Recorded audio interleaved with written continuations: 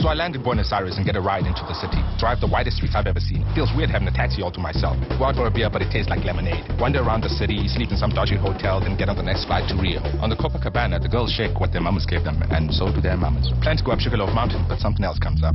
Catch a bus to Mexico. Hook up with a bunch of guys called Jesus and Jose and a dog called Frank. Wake up later. Sure, perfect. Second half. New York. I go to jazz bars, gay bars, strip clubs, nightclubs, Puerto Rican pickup joints, killing whiskey, why. When all I really want is ubi.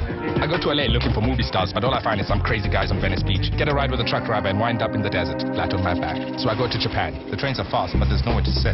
Can't afford a hotel, so I walk the streets, try to eat soup with chopsticks, drink sake, and sing karaoke in Japanese. Next I do China. Ask for beer and get green tea.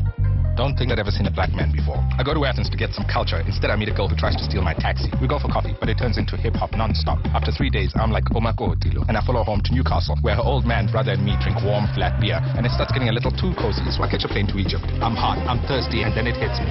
I'm a South African, and only one thing can satisfy my thirst.